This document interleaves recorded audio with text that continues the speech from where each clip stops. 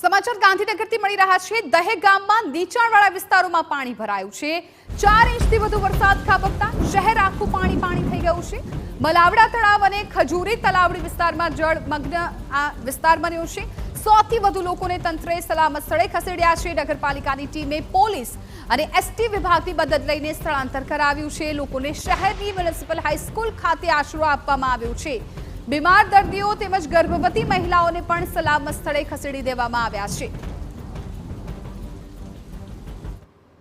હજી પણ વરસાદની આગાહીના અગમચેતીના ભાગરૂપે ખજૂરી તલાવડી છે ત્યાંથી કુલ 48 લોકોને આપણે મ્યુનિસિપલ હાઈસ્કૂલ એનો હોલ છે ત્યાં શિફ્ટ કરેલ છે। એમની જમવાની દવાની બધી વ્યવસ્થા કરી છે। આ સિવાય પણ અત્યારે આપણે મલાવ તળાવ આગળ ઊભા છીએ ત્યાં પણ આશરે 50 લોકો હશે એમના સ્થળાંતરની વ્યવસ્થા પણ કરી રહ્યા છે। આની સાથે પોલીસની ટીમ હાજર છે। આપણે વરસાદના લીધે પબ્લિક પલળે નહીં એટલે સ્થળાંતર માટે એસટી બસ ડેપો મેનેજર સાથે વાત કરી અને એસટીની બસ પણ બોલાવી દીધી છે।